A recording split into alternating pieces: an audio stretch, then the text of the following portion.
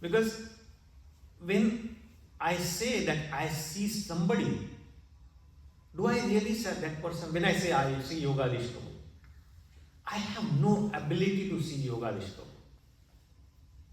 Because who is Yogadishta? He is the spiritual spark. But I cannot see spiritual spark. But because of the spiritual spark, he has a body. So I see the symptoms of his hands moving, his rocking back and forth when listening nicely. Or I see, so these are just the material symptoms. So it's compared to the cloud. I cannot see the sky, but because of the clouds, I see the cloud is, sky is cloudy. In the same manner, I cannot see a person, but because right now he has a material body and his body is moving, based on that body, I say that the person is there. So I identify, because I do not have ability to see the spiritual nature of that, I call the material body as that person. It makes sense? So I really don't see anybody to that sense then. Because then when the person leaves the body, that same body, I don't call it by that person. That as soon as that person leaves the body, it becomes a dead body. The same thing I have been seeing for ages, for years. But as soon as that person leaves the body, I say, oh, he's gone. But who is gone? The person I have been seeing all the time is still there. Is lying there. But I still say that he or she is gone. So who is gone? So the person who really was in that body, he is gone. What left behind is just the symptoms with which I was identifying him. And as soon as the person leaves, the body starts deteriorating and it will vanish one day because it is temporary. So this is our nature, our conditional beings, because we cannot understand the spiritual nature of the Lord. And for those who are trying to see the God, who are trying to understand God, His nature, for those neophyte devotees who cannot see spirituality, for them this imaginary form is described. And that's why Sutta Goswami did not add this in one of the incarnations. What he said in the previous verse, that there is an imaginary form for the people who are less intelligent. Even in today's verse, the last word he uses is āropitam abuddhibhiḥ. Abuddhibhiḥ, the less intelligent person, they impose the material nature on the spiritual form so that they can understand the spiritual, because they cannot understand spiritual. Does it make sense? So they impose, so that's why they say sky is cloudy or the air is dirty, because they cannot see the air, they cannot see the sky. But because of presence of cloud, they can see the clouds and they can appreciate the sky. Or because of, so one of the examples Prabhupada used in the purport is, when I see from far, say the president is going in his car, or car may be a different example, but when I say for some reason there is what is the plane of the president? Air Force One. If I see Air Force One is going, I'll say, oh, the president is going. But is that the plane president? No, I'm just seeing the plane.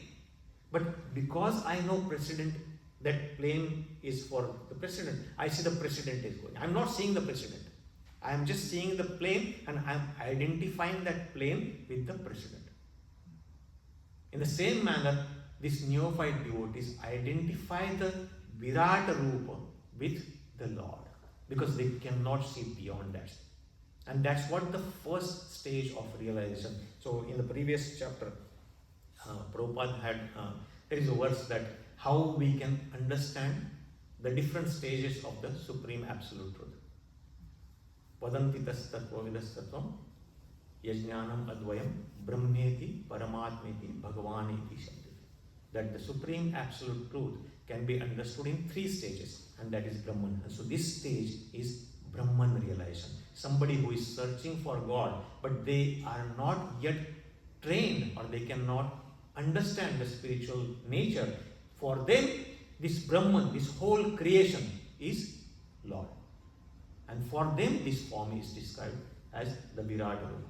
But even this Virat Rupa is so effulgent. And when I say effulgent, not necessarily effulgent in the way, but it is so obstructive that I get engrossed with the different things in this Virat Rupa that I cannot see beyond them. And even from the effulgence perspective, actually in the 11th chapter of Bhagavad Gita, when Lord Krishna shows his effulgent or the Virat Rupa to Arjuna, the first he says that Divi Sahasra Suryeshu Bhasasto Yuga Utthitam or something like that. That the Rupa or Virat Rupa, what I am seeing now, is like it can be compared to the effulgence of when thousands of suns arise at the same time. When one sun arises at one time, I cannot even see the sun. It is so effulgent. But Arjuna compares that to when thousands of the suns arise at the same time, their effulgence may be compared to the effulgence of the Virat Rupa. So imagine the effulgence. And so that is from the brightness perspective. But the effulgence of Lord is also kind of the way he covers our eyes through all this Maya. Because I cannot see beyond this whole creation. I see the mountains, I see the beauty, I see nature and everything. So that is also kind of covering my vision to see the Lord. Because I see only nature and then I appreciate that. Oh, this is so beautiful, this is so gigantic. That's what Krishna explains in the 10th chapter, right? Vibhuti Yoga. That among the mountains I am Himalaya. So anything greatest you can see here is me. You can think of me that time. And that, in a way, is also obstructing our vision to see the real person behind it. But when our eyes are trained with knowledge, and that's why when we surrender to Guru, Ajnanatimidamdasya Jnananjana Shalakya, when Guru opens our eyes with Anjan of Jnana, and he opens my eyes with the true knowledge, then I probably will be able to see the supreme nature, that there is a person behind all this. That's what is needed. So the first stage, and that's why it is called as neophytes, they cannot appreciate the spiritual nature, and that's why they are given this material form, gigantic universal form. But when they are trained properly, they can start seeing the real person behind it. That person is Bhagavan. That person is Supreme Personality of Godhead, Krishna himself. And how can we understand that? Not by our own efforts, not by our own mental speculation, but by surrendering to Krishna and his representative. And then by him we can understand, by serving him. So a real devotee actually wants to see that person. He's not interested in this material form. He's not interested in the Virat Rupa, but he wants to see that form, that lotus face, lotus feet of the Lord, which he appreciates and which he wants to serve eternally. And that's why there is a very beautiful mantra in Ishopanishad, the 15th mantra, where a devotee aspires to see the Lord, and he says, Hiranmayena patrena satyasya apihitam mukham tattvam poshanna pavamam satya dharmaya dṛśṭari. That Hiranmayena patrena, Hiranmaya means something that is very effulgent, and patrena means covering. Oh Lord, you are covered by this great effulgence for me. Hiranmayena patrena satyasya apihitam mukham. The real Satya, Mukha, means lotus face of the Lord, is covered by this effulgence.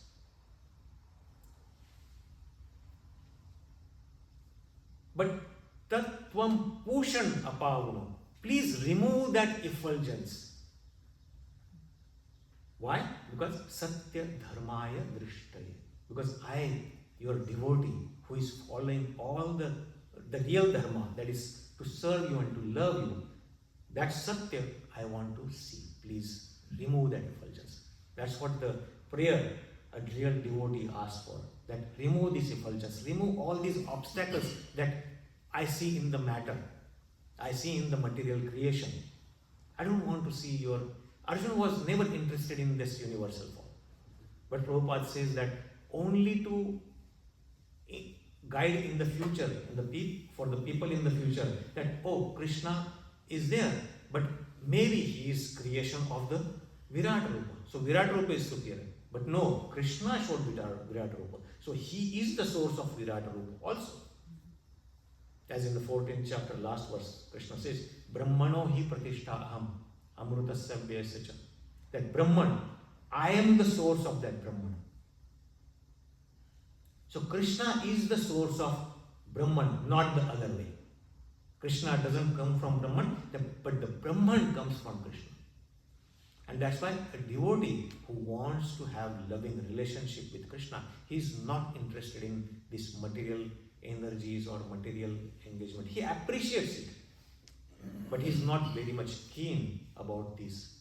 And then that's why he wants to just pray the Lord, please remove that effulgence, because I want to see your lotus feet and worship that and serve you. So I think I'll stop here and get some reflections. Thank you very much for this opportunity to serve and glorify Hare Krishna. Yes, Prabhuji.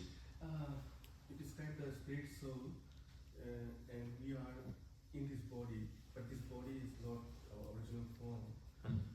So, but the spirit soul is also formless. So what is the status of that spirit? Okay. So the form and formless. So when I think I touched to some degree, the form is already there. It's a spiritual form. It's not formless, but when we say that formless, it does not have a material form.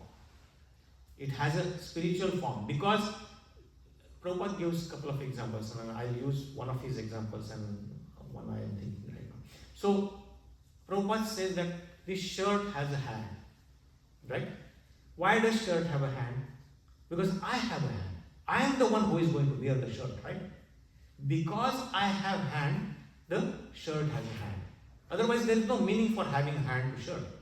So in the same manner, the spiritual form is there, and based on the mentality, because our subtle form is mind, intelligence and ego. We take that form. The spiritual form is kind of malleable. It has a form, and to fulfill that form, we have a covering. This body is just like clothing. This is like a shirt and coat. So the shirt and coat is tailored to the form of the spirit soul.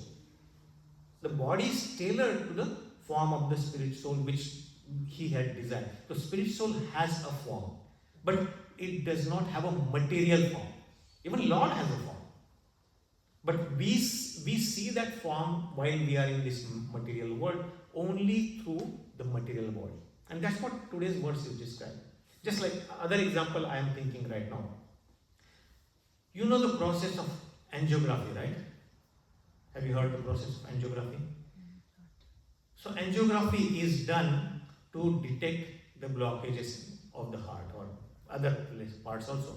But particularly in the heart disease, it's a procedure that is performed to detect the blockages in the heart. So what they do is, for performing angiography, they inject some contrast dye kind of liquid directly in the bloodstream, which can be tracked, which can be visible. And then that dye flows in our bloodstream. It goes through our heart, it goes through our veins, and then after that dye flows, the imaging machine takes the image of the veins. And from that, they can detect where the color is flowing easily and where there is some resistance to it. So they can determine based on that there is blockages. So why do we need a dye to detect that? Because even the blood stream is flowing and veins are, it is still moving, right? But it is not visible to the imaging machine. So that's why they inject the dye, which makes it easier for them or for the imaging machine to detect the flow. Without dye, wasn't there any flow? There was. There is already a flow. The blood is always flowing. But the dye is required so that the imaging machine can detect it. So the soul has a form, but I cannot detect it. So the material body is like a dye by which I can see the symptoms of the soul. Does it make sense a little bit, Prabhu? So how can I know like what is my original form? The form of its soul. So the form of the soul is given to some degree, it's a very minute particle, because when I say president is flying in the plane, president doesn't have a form of a plane. He has still the same form which he originally has. I can see the plane, and for the temporary purpose, I see him in the form of a plane. So my form, it is given Keshagre Shatabhagasya Shatadakalpidasya. So it's like atomic form I have, which is so small that it is 1/10,000th of the tip of the hair. It has a spiritual body, or it has a spiritual body, and that body we get when we go back to the spiritual body. So right now we cannot know. No, right now we cannot know. We will know when it goes there. So when we go back home, back to Godhead, we have our own spiritual body based on our bhava to serve Krishna. Krishna's body is not like that, right? No. Body and soul. No, Krishna doesn't have a material body. That's why Krishna can remember everything, because he does not change the body. We have tendency to forget because we change the body. In the beginning of the 4th chapter, when Krishna says, Arjuna, that I have given this same knowledge I am giving to you to sun god Vivaswan. Evaṁ vyavasvate yogam proktavan aham avyam. So that same knowledge I am giving to you, because sakale nehamata yogo nashta parantapa. Because in the time this knowledge seems to have lost, and that to re-establish excuse me, it again I am giving it to you. Then Arjuna has a very valid question that any sane person in this material world will have, right? Arjuna says that, but Krishna, you and I are like same age. We are like the same generation. How can I understand that millions of years ago you gave this knowledge to sun god Vivaswan? Right? Logical question. And Arjuna asks this. Then Krishna, to answer to that question, Krishna says that Bahuni me vatitani janmani tavacharjuna. That you and I have come to this world many times. But because you change the body, I don't change the body, because my body is eternal, imperishable. I never have a material body. I remember everything. But you forget. That makes sense? And that's why he can say in the 7th chapter, Veda ham samatitani vartamanani cha arjuna bhavishyani cha bhutani mam tu vedana kashyam. That Veda aham samatitani, whatever has happened in the past, atita, that I know. Vartamanani, whatever is happening now, that also I know. And bhavishyani, whatever is going to happen in the future, is also I know. And is it only of me and Arjuna and somebody else? No. Bhutani, all the living entities. So Krishna knows past, present and future of all the living entities. But mam tu vedana kashyana. But Krishna says that nobody knows me. Because he is mysterious. So Krishna knows everything because he never accepts a material body. We are the one who accept material. We are forced to accept material body. Even though we are spirit soul. Yes, we are spirit soul because we have a tendency to desire, and that tendency is always there. But depending on what we desire, we are given certain type of body to fulfill that desire. So if we have desire to enjoy separately from Krishna, then we are given a material body and given an opportunity, try and enjoy separately from Krishna. So that makes sense. It's really amazing. It's Amazing. We leave our original body and then we accept something independent. yeah, we are given that opportunity because Krishna is so merciful. So any other thoughts? Thank you so much, Prabhu. Wonderful class. Please accept my humble obeisances. So I have a couple of questions, Prabhu. So Krishna's, we know, and you mentioned that Krishna has spiritual body only. There is nothing material or matter about him, only spiritual. So then this Virat Rupa or universal form, is this another spiritual form of Lord Krishna that is showing all the material cosmos and everything for people, for neophytes? Or is this form of Lord Shri Krishna is a material form only? Is the material form because people who are in the early stages of realization of God, they can understand only matter. And for them, this is imaginary form, it is said. So it is, and because the main difference between spirit and matter is spirit is eternal, matter is temporary. So this form is temporary. It lasts only while the universe lasts. Then it vanishes and then it remanifests. And that's why it is temporary. Nothing in matter can last forever. But spirit always lasts forever. Even we are eternal. That's why we are called Sanatana. But this body is not Sanatana. This is temporary. So the temporary nature of that Virat Rupa, because of that we are saying it's a material imaginary. Yeah, imaginary form of Krishna. Okay. In 10th chapter, Krishna is actually glorifying all his opulences, right? I'm this, I'm that, and all that.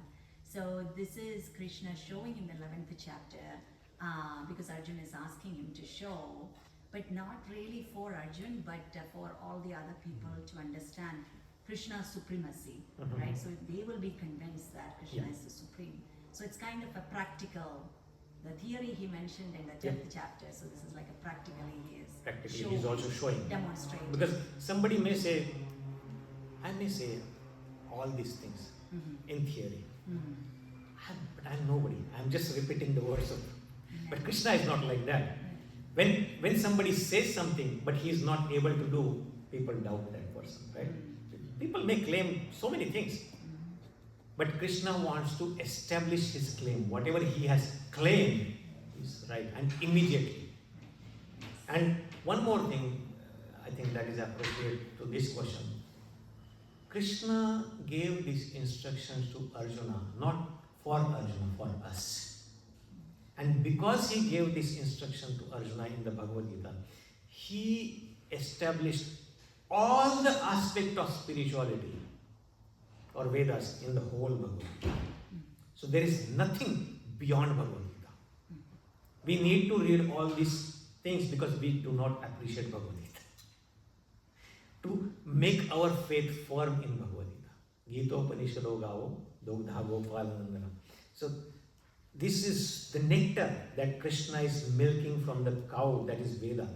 So what is the best thing we can get from cow? The milk.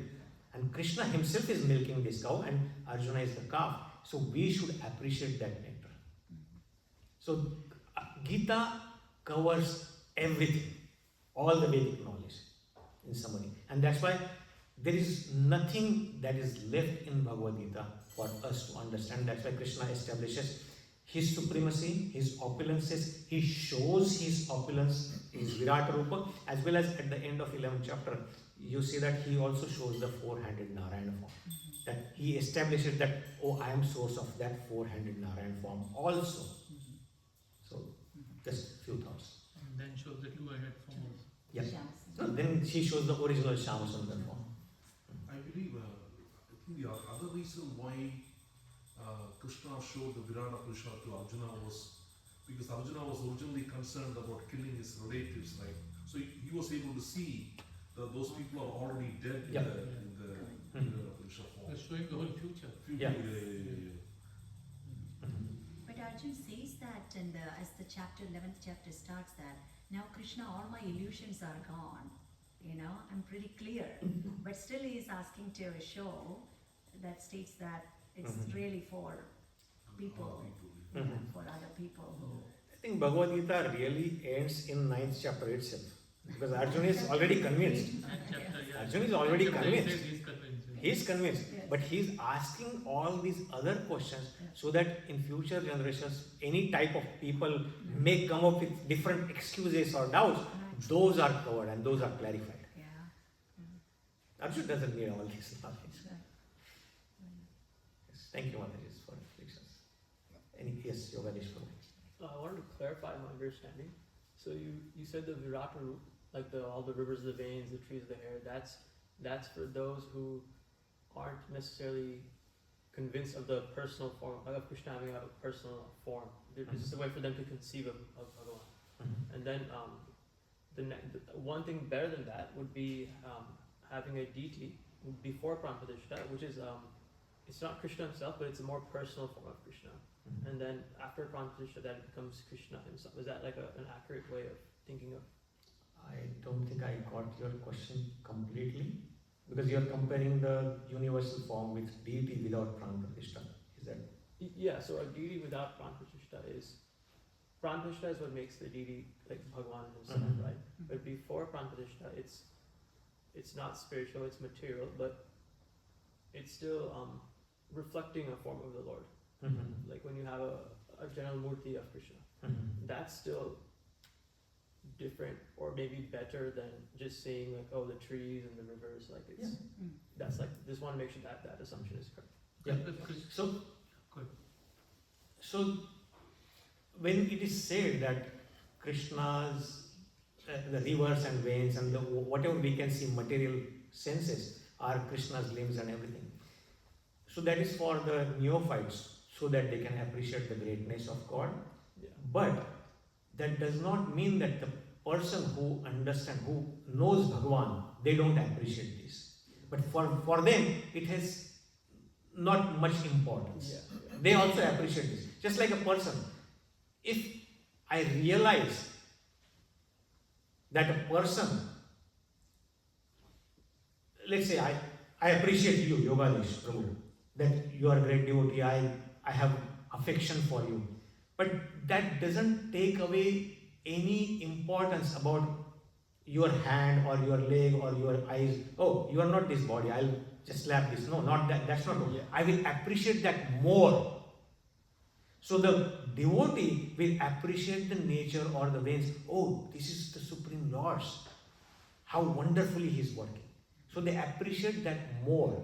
That doesn't mean that I neglect the material body of a person whom I love because I know, oh, he's a spiritual person, so I don't care for this material body. No, that doesn't happen. Does it make sense? Yeah. I think the perception of seeing things becomes very different once you have this knowledge. Yeah. Before you would just see this as something for your own pleasure to enjoy, but now you see at a higher spectrum, and you see that wow, this belongs to Krishna, and now when you touch it, you have a different feeling of touching it or experiencing it. Thank you for sharing that, Mother. I actually want to add one more thing. Krishna says when he is expressing all his opulences, he's saying, I am the ability in a man also. So that kind of really shook me, because when we see certain specific skill in somebody else and doing, that's actually Krishna. It is given by Krishna. So we shouldn't have, there should not be any question of jealousy or envy. Envy. Then we are envying Krishna. We are envying Krishna. Then it's the biggest aparad. So beautiful. So everything, the Bhagavad Gita is like it's like diamonds. Oh, yes. It's all just the amazing. And the beautiful thing is, every time, I don't know if it's just for me or everybody else feels the same. I want to ask actually senior devotees. Every time when I hear Bhagavad Gita or Srimad Bhagavad, I feel like first time I'm hearing, it is so fresh. So is it because I'm so dumb in a casual way that I don't recall anything, or it's so fresh for me? Srimad Bhagavatam class, over time I hear, oh, is that so? That is the kind of feeling I'm getting. So I don't know, this is because of my forgetfulness. It's not about I'm also forgetfulness. No, we all have that experience, and something actually, just a thought. Thank you. Krishna, just thought came to my mind on that it is like diamonds, right? All the verses of the Gita are diamonds, gems. So when you see those gems from one side, you appreciate them, but when you see next time from the other side, you see different perspective for those. You see different colors, you see different beauty of it. Right?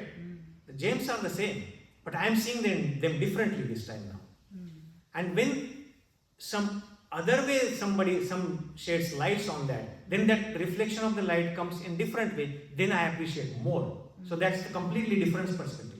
So it's the same thing, but when I read it at one time versus I read it in other time, or versus I hear somebody say that same verse from different perspective, I have completely different understandings. So there is nothing wrong or different in that. It's not that my understanding was wrong. It's just my understanding was incomplete, and it is always going to be incomplete. I get more and more, I relish more and more nectar from that same thing again and again every time I read. And that next time it could taste differently. So I hope that helps. Yes, Everybody has a different realization, Yeah. right? And based on their realization, everybody can say different way. They have, whatever realization they have, they can say that this is how everything is connected, verse and everything. So Dimension. Thank you. Thank you. Thank you. Hey Josh, will you add something? Just appreciating the Bhagavad Gita more. It's like it's 700 verses and it's got everything. I mean, like it can't be beat, and it's the universal form is we kind of, myself at least, kind of get stuck in that sometimes, like you had mentioned, and I think most people do, most people get stuck in that, and we can appreciate that, to one extent, and I think people have this knowledge of the universal form, other spiritual paths and things as well, but we all get stuck there, and then like you said in the Bhagavad Gita is pretty much wrapped up after the ninth chapter, but we get so enamored, at least myself again, it's like you start questioning again. You're like, well, what about this? What about that? And then this bewilders you, and that bewilders you, and then it's just like he just constantly reassurance. The Bhagavad Gita is a constant reassurance of like, look, this is everything here. You don't have to doubt. You don't have to question it. And then the fact that Krishna incarnated as himself to write it himself, like it's bulletproof. Like it can't be beat. Thank you for sharing that, Prabhuji. Thank you for those thoughts. Yes, I think we are already 15 minutes early. I have some reflections. Yes, Prabhu, please. So this verse basically shows how Krishna loves everyone. Because as a devotee, everybody worship Krishna, and then Krishna can offer his blessings to everyone. But even the material form, the person who is not recognizing Krishna as a transcendental form, for them also Krishna is doing this Virat form. He comes in the form of deity, so that they can somehow or other get connected to Krishna, and then somehow they can come back to him. This is how Krishna loves everyone and everything. That's one way of seeing. Second point, I think you really mentioned a lot of good points to explain. You give a lot of good examples, right? You give example of plane precedent, example of air, example of sky. To understand this was a complex verse, to understand this. And you also explained a lot about cause and effect, right? So one thing I was thinking about that, when an electric fan is moving, right? Fan is going on. And when we see that fan, we don't see that electricity is passing in the fan. We don't see the air coming to meet, right? We don't see that. Air is coming to me, but I can feel the presence of air. can only see that that thing is and something is going around, right? But I can feel the presence of air to me. Similarly, God is there behind everything, you know. He's doing everything. He's building the whole cosmic manifestation. We are not able to see him, but we can experience. So this is the cause and effect, you know, the way you explain. So Thank you. thank you, Prabhu. Thank you, Prabhu. Very nice. Thank you for sharing this. Because I was thinking like this base is very important, very useful to explain the atheist about the presence of God, because they always ask this question, where is God? Mhm. I can't see God. So it is, oh, look at the sun, it's the eyes, look at the trees, there are the hairs, just look at the nature and then you can perceive God. It's very easy to explain this to any sane person.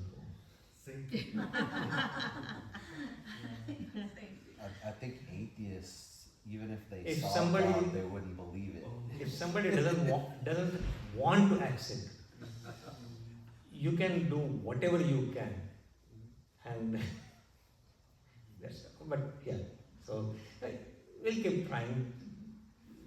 All we have to say is repeat Krishna's words. Prabhupada has given us so much material, so many examples, beautiful examples, so many practical aspects of it. We can try.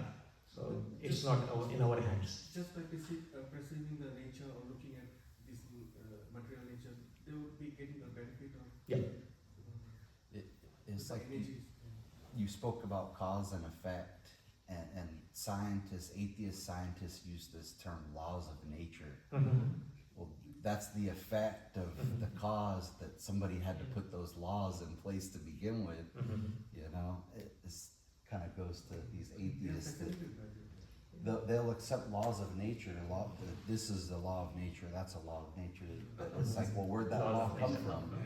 You know? Actually, For the laws, there has to be a lawmaker. Exactly. Who is the lawmaker? So in one way they are getting connected. Yeah.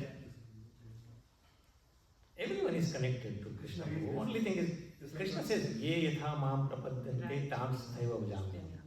One who, the way he wants to surrender to me, one he wants to have relationship with me. Even atheists have relationship with Krishna. They have it differently, because we cannot not follow Krishna's path. Mama vartmanu vartante manusya partha sarvasham.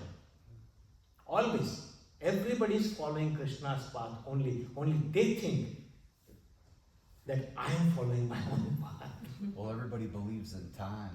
Yeah. Time I am. Time I am, follows me. So, yes. Taste of water. Everybody's drinking water. Yeah. Tasty. Like Prabhu said, like Krishna is merciful in Adam. Is the most merciful person. Okay. Any thoughts? No, I have like different sort of questions in my mind, but like No, ask it. Let's hear it. Please share, Prabhu. We Yeah, want to ask it. learn too. This is how you learn, Prabhu. Whatever, and otherwise we will learn. Don't keep it to yourself. We all want it too. Just we'll take one of that and then we'll have others, we'll discuss at the. no, I was thinking like Duryodhana knew Krishna. He knew he is like everyone in that period knew that he's God basically. That's what I think. I don't know. I might be wrong in it. And still Duryodhana did what he did. Is it like Krishna wanted Duryodhana to do that? If he wouldn't have done what Duryodhana's karma wouldn't have happened in that time, then the Gita wouldn't have happened, or it would have taken place in some other route. The Gita would have happened, but it would have happened, some other nimitte would have been there, some other reason would have been there. But Duryodhana was made as a reason by the God, the soul, the spirit soul within him did that, or it was his karma, what exactly, how would we do that? So it's both. Actually, it's a very complicated permutation combination. So first thing is, you said that Duryodhana knew Krishna. And Krishna says, nobody knows me. So when I say I know a person, I know a little bit about a person, and I think that I know that person. I cannot even claim that I know my wife. Because I don't know enough about him. The reality of knowing is the best I can understand based on even spiritual perspective, that this person is a spiritual spark. Because of some karmic reactions, he has certain type of body, and because of our permutation combination of karma balance, we are together for a certain period of time, and that's why we are having this interaction right now, and I am creating some new karma with this person. There is no coincidence or it's all planned. You and me meeting here is not coincidence. We had some relationship in the past, we met here today with this cause, so there is always a cause for everything that is happening. So to say that Duryodhana knew Krishna was God, no, he did not. Even a devotee doesn't claim to know Krishna. Okay? So Duryodhana, and first thing is Duryodhana never thought that Krishna was God, because otherwise he would not have asked his soldiers to bind Krishna. He always called him like a cowherd boy. He said, oh, he's just some magician tricks, and then he's cheating people. So he's just like a cheater boy. So that's how he knew him.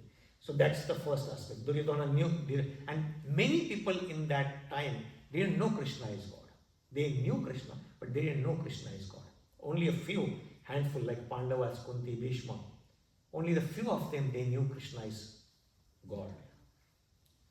Then about the aspect, so that the second part is little bit, it's all how karma works and how this is stage and how Krishna sets the stage and everything. So that's all different permutation combinations, which is very difficult for us, our tiny brain, to accept and put it in perspective. So yes, this Krishna says in the 11th chapter itself, this is all my plan. Nimitta matra bhava savyasachin. You are just a nimitta matra. You are just an instrument in this whole plan. So you kill these people. Do you think you are going to kill this? That's a simple question he's asking Arjuna. You are nobody to kill anybody. And you are nobody to save anybody. Because I am the one who is doing that. Krishna says. So I already have killed them. You just become an instrument in the plan what I have. Everybody is going to be killed. Only except for you 5 Pandavas and few more people. Everybody who is gathered on this battlefield is going to get killed. Because from this, the next age is going to start. That's the plan of Krishna. So that plan and how that plan works and how karma works, that is beyond our conception. I don't think I have ability to explain all this thing, but just to give a gist of it. So hope that makes some thoughts. Okay, so thank you. I think it's already 9:30, but thank you so much for your beautiful questions, and we'll stop here. Thank you for this opportunity to glorify Krishna, and this is for my purification. Thank you. Hare Krishna.